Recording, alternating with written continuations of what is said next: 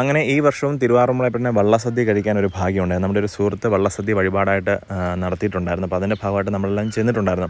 അപ്പോൾ ധാരാളം ആളുകളാണ് എല്ലാ വർഷവും വള്ളസദ്യ അവരുടെ ആഗ്രഹ സഫലീകരണത്തിൻ്റെ ഭാഗമായിട്ട് തിരുവാറന്മുളയപ്പൻ്റെ നടയിൽ നടത്തുന്നത്. നമുക്ക് വള്ളസദ്യ നടത്തണമെന്നുണ്ടെങ്കിൽ ദേവസ്വം ബോർഡുമായിട്ട് കോൺടാക്ട് ചെയ്ത് കഴിഞ്ഞാൽ നമുക്ക് ഇഷ്ടമുള്ള ദിവസം അല്ലെന്നുണ്ടെങ്കിൽ നമുക്ക് ഏത് കരക്കാർക്കാണോ ഏത് വള്ളക്കാർക്കാണോ നമുക്ക് വള്ളസദ്യ നൽകേണ്ടത് അതെല്ലാം നമുക്ക് തീരുമാനിച്ച് അവരെ അറിയിച്ചിട്ട് അതിൻ്റെ കാര്യങ്ങളെല്ലാം തന്നെ നമുക്ക് ബുക്ക് ചെയ്യാവുന്നതാണ്.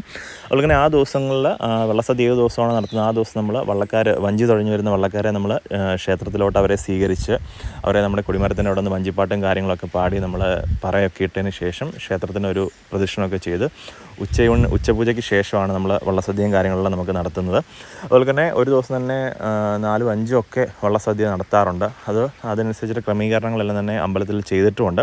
വള്ളക്കാരോട് ഇരുന്ന് സദ്യ കഴിക്കണമെന്നുണ്ടെങ്കിൽ അതിന് പാസും കാര്യങ്ങളൊക്കെ ഉണ്ട്. അപ്പോൾ അത് നമ്മുടെ വഴിപാടുകാരനും അതല്ലെന്നുണ്ടെങ്കിൽ ദേവസ്വം ബോർഡിൽ നിന്ന് കുറച്ച് മാത്രം നമുക്ക് കിട്ടുന്നതായിരിക്കും. അപ്പോൾ അതിന് ശേഷമാണ് ബാക്കിയുള്ളവർക്ക് ക്യൂ നിന്നിട്ട് അതിൻ്റെ ലഭ്യത അനുസരിച്ചിട്ട് നമുക്ക് കിട്ടുന്നതാണ്. അപ്പോൾ നമുക്ക് എന്തായാലും 64 വിഭവങ്ങൾ കൂട്ടി ഭഗവാന്റെ ആ ഒരു വള്ളസദ്യക്കാരോ അല്ല വഞ്ചിക്കാരോ കൂടി നിന്ന് കഴിക്കുന്ന ഒരു പ്രത്യേക അനുഭവമാണ്. അതുപോലെ തന്നെ ഇതിനകത്ത് തന്നെ കുറേയധികം വിഭവങ്ങൾ ഇവർ പാട്ടുപാടി ചോദിച്ചു കഴിയുമ്പോൾ മാത്രമാണ് വിളമ്പുന്നത്.